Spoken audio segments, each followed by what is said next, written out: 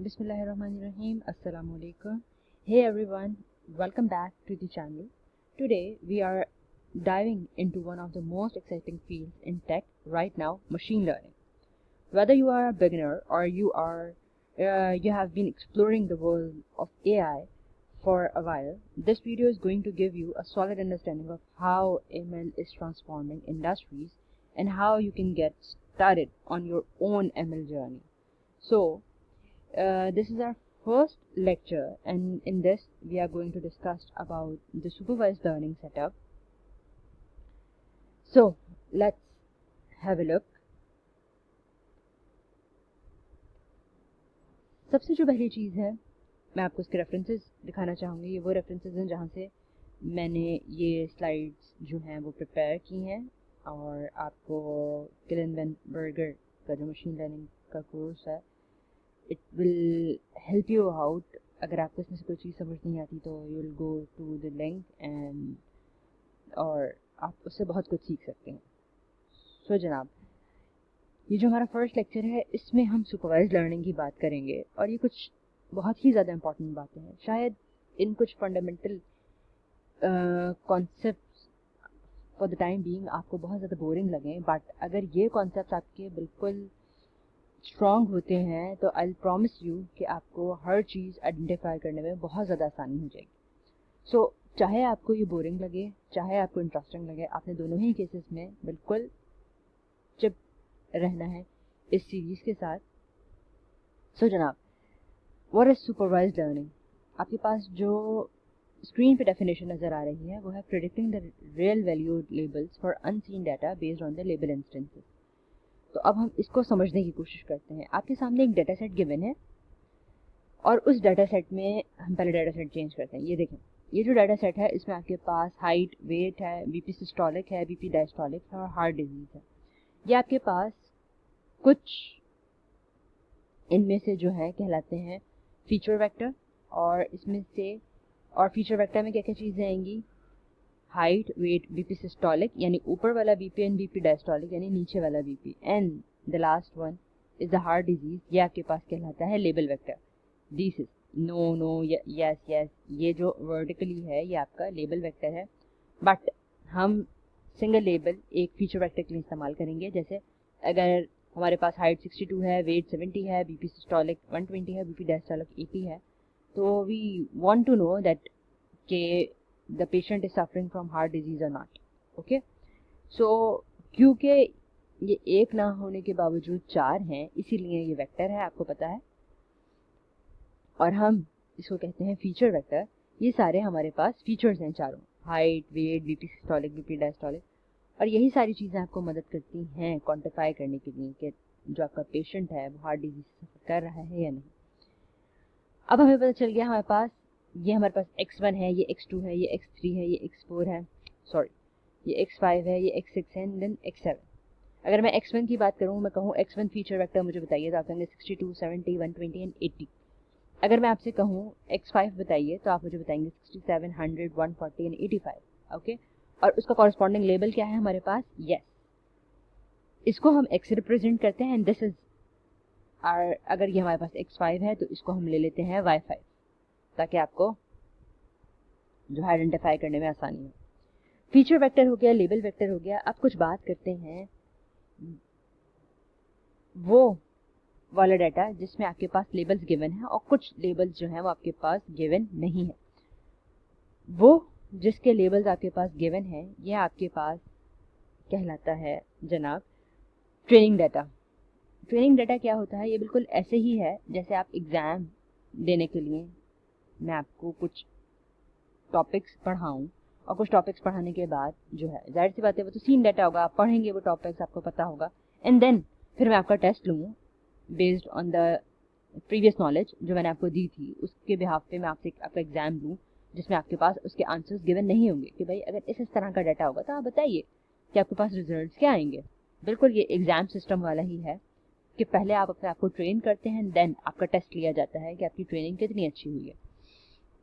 तो वही बात है, आपके पास सैंपल जितना बड़ा होगा, सैंपल स्पेस आपका जितना बड़ा होगा, इतना बड़ा सैंपल आप लेंगे उतना ही अच्छा आपका रिजल्ट आएगा, और उतनी ही ज़्यादा आपके पास नॉलेज होगी, तो इसका मतलब उतनी ही अच्छी आपकी ट्रेनिंग हुई है। और वो जो टेस्ट यहाँ पे भी देखें बिल्कुल ऐसे ही है। मैं आपको चीज़ आइडेंटिफाई कर देती हूँ। यहाँ से यहाँ तक का जो डाटा है, ये देखें, ये जो डाटा आपके पास है, ये सॉरी नीचे वाला नहीं, 7 तक, 1 से 7 तक का जो डाटा है ये आपके पास ट्रेनिंग डाटा है। और आपके पास ये जो 8 और 9 गिवन है ना, ये आपके पास क्या है, ये आपके पास टेस्टिंग डाटा है। देखिए इसमें आपके पास आंसर्स गिवन नहीं है, सही है, इसमें आपके पास लेबल गिवन नहीं है। तो हमने कहा कि भाई अब हमने आपको ट्रेन कर दिया है, सिस्टम को ट्रेन कर दिया है, अब भी आपको क्या बताएगा, based on the previous data या based on the data which you have been seen in the past, आप बताएंगे कि भाई अब इस तरह का अगर आपके पास डाटा हो तो आप क्या रिजल्ट्स जो है उसके देंगे। आपने यही काम करना है अपने मशीन लर्निंग एल्गोरिथम के साथ, सही है। आपने इन दो लेबल्स को प्रेडिक्ट करना है कि भाई ये दो लेबल्स क्या होंगे। इस पूरे चैप्टर में हम यही वाला काम करेंगे और हम देखेंगे कि हम इसको किस तरह से प्रेडिक्ट करते हैं, ठीक है। हमने क्या क्या चीज़ें पढ़ी, हमने फीचर वेक्टर पढ़ा, लेबल वेक्टर पढ़ा, ट्रेनिंग डाटा और टेस्ट डाटा पढ़ा। ट्रेनिंग डाटा क्या था, जिसमें आपके पास लेबल्स गिवन थे, और टेस्ट डाटा क्या था, जिसमें लेबल गिवन नहीं थे। अब देखें, अगर आपके पास ये जो लेबल डाटा है, ये जो आपके पास लेबल्स गिवन है येस नो, ये येस नो की फॉर्म में है, तो हम इसको कहेंगे कैटेगोरिकल लेबल्स। अगर आपके पास लेबल्स जो हैं वो, मैं आपको दोबारा दिखाती हूँ, अगर आपके पास लेबल्स जो हैं वो क्या हैं, रियल वैल्यूड हैं, तो आपके पास ये वाले कहलाते हैं। तो इस तरह के डाटा के लिए हम क्लासिफायर इस्तेमाल नहीं करते, बल्कि रिग्रेशन इस्तेमाल करते हैं। अगर आपके पास कैटेगोरिकल लेबल्स हों तो हम क्लासिफायर का यूज़ करते हैं, अगर आपके पास रियल वैल्यूड डाटा हो तो हम जो है वो रिग्रेशन का यूज़ करते हैं। अब हम थोड़ा सा आगे जाते हैं। अब हम देखते हैं कि भाई पहले किस तरह के सिस्टम थे और फिर ये किस तरह से ट्रांसफॉर्म हुए। अगर हम रूल बेस्ड सिस्टम की बात करें तो रूल बेस्ड सिस्टम में आपको मैं एक एग्जांपल बताती हूँ। जैसे हमारे पास स्पैम और नॉन स्पैम दो तरह की ईमेल्स हैं। आपने जो है कुछ स्पैम ईमेल्स देखी, आपने उनके पैटर्न्स नोट किए कि भाई इतने नंबर ऑफ नाउन्स इसमें आ रहे हैं, बड़ी एक्साइटमेंट शो की हुई है, और कुछ वर्ड्स आपने उसमें हाईलाइट किए, और आपने देखा कि भाई इस तरह की चीज़ें होंगी, तो हम जो है इसको कहेंगे कि हमारे पास रूल बेस्ड सिस्टम है। सॉरी, तो ये हमारे पास स्पैम ईमेल्स हैं, ठीक है। यूजुअली होता ये है, ये जो अगर हम रूल बेस्ड सिस्टम की बात करें ना, इसमें आपको डोमेन एक्सपर्ट होना ज़रूरी है। यानी आप दिन की कोई हज़ारों ईमेल्स देखते हो जो कि स्पैम है, ताकि आप उसके जो पैटर्न्स हैं उनको आइडेंटिफाई कर सकें कि किस तरह की ईमेल्स जो है वो स्पैम होती हैं। अब देखिए, आपने देखा और आपने एक सिस्टम बिल्ड कर लिया, ठीक है। अब क्या हुआ कि आपने बता दिया कि भाई इतने नाउन्स हों, अगर इतनी एक्साइटमेंट शो हो रही है तो ये भी स्पैम है, और जो आपकी वर्ड लेंथ है एक स्पैम ईमेल की वो इतनी हो सकती है। तो ये कुछ आइडेंटिफिकेशंस थी जो आपने हाईलाइट की और अपना एक रूल बेस्ड सिस्टम बना दिया कि भाई इस तरह के कोई ईमेल्स आ रही हैं तो आप उसको लेबल कर दें कि वो क्या है, स्पैम ईमेल्स हैं। बट सोचें, अगर आपके पास जो स्पैमर्स हैं उन्होंने जो है अपना ट्रेंड चेंज कर दिया ईमेल्स भेजने का, मतलब आज जो चीज़ें आपने आइडेंटिफाई की थी रूल बेस्ड सिस्टम के लिए, आपने एक रूल बेस्ड सिस्टम बिल्ड किया था स्पैम ईमेल्स के लिए, तो अब जो आपके पास ईमेल्स आ रही हैं वो तो उस तरह की हैं ही नहीं, but they are the spam emails. तो क्या करना पड़ेगा आपको शुरू से फ्रॉम द वेरी स्क्रैच आपको अपना रूल बेस्ड सिस्टम दोबारा से डिज़ाइन करना पड़ेगा। और याद रखिएगा, ये जो रूल बेस्ड सिस्टम बने थे ना, ये चले भी थे काफ़ी अर्से तक, but it's really very easy to reverse engineer and circumvent that rule based system. और जनाब, आपके पास एक टाइम तक ये बहुत अच्छा काम भी किया, लेकिन मैंने आपको इसकी ख़राबी बताई कि इसको सर्कमवेंट करना, रिवर्स इंजीनियर करना बड़ा ही आसान था। और एक और फ्लॉ क्या था इसमें, can not adapt well to the new examples. वो जो नई ईमेल्स आ रही थी वो उनको आइडेंटिफाई नहीं कर पा रहा था। And you have to build the new system for that जो उन ईमेल्स को भी आइडेंटिफाई कर सके। तो यही सारी प्रॉब्लम्स थी जो हम लर्निंग की तरफ गए, या फिर हम गए स्टैटिस्टिकल लर्निंग की तरफ, जिसमें हम क्या करते थे, हम लर्न करते थे मैपिंग को, लेबल्स जो उनके, जैसे फर्ज करें आपके पास स्पैम और नो स्पैम कुछ ईमेल्स आपने अपने एल्गोरिथम को दिखाई, सही है, उस एल्गोरिथम ने वो जो आपकी मैपिंग थी इनपुट फीचर्स की और आउटपुट लेबल्स की वो लर्न की, और क्या किया, उसको रिटर्न कर दिया, सही है, उसका लेबल रिटर्न कर दिया। तो ये जो स्टैटिस्टिकल मैपिंग थी, फिर हम इसकी तरफ मूव कर गए और आज तक हम इसी के ऊपर हैं और इसी में हम जो है डीप डाइव करते चले जा रहे हैं। अच्छा जी, इसका फ़ायदा क्या था, अगर आपका सिस्टम ट्रेन हुआ है प्रीवियसली डाटा पे, आपने उसको नया डाटा दिखाया, उसको ट्रेन किया, वो ट्रेन हो जाएगा नए डाटा पे भी, तो it's easier to plug the leaks. Obviously अगर कोई डाटा लीक हो रहा था, आपने सिस्टम को उन ईमेल्स के ऊपर भी ट्रेन कर दिया, अब वो उनको भी आइडेंटिफाई कर पा रहा है।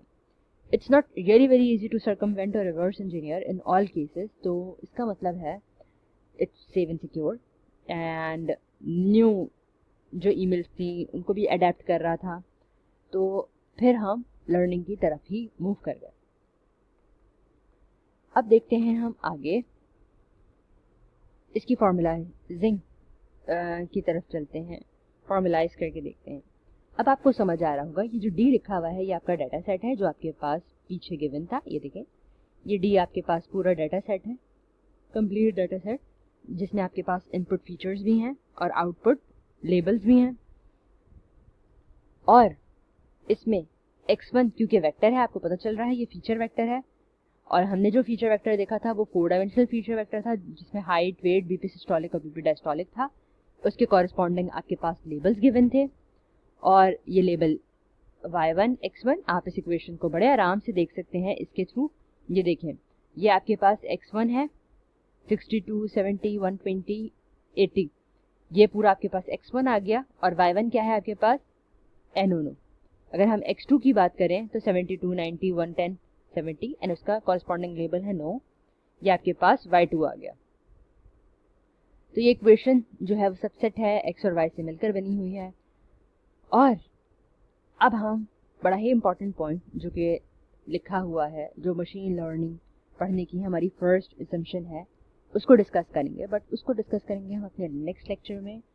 टिल देन आप मेरे साथ जो है कनेक्टेड रहिए, हम आगे भी सीखेंगे, और हम वो बहुत सारी चीज़ें सीखेंगे आगे जो हम देखेंगे। आपको पेपर से भी बहुत सारी इस तरह की गलतियाँ, रिसर्च पेपर में भी इस तरह की गलतियाँ नज़र आएंगी, जो हम देखेंगे और उनको आइडेंटिफाई करेंगे, और फिर हम कोशिश करेंगे कि हम उन गलतियों को ना दोहराएं।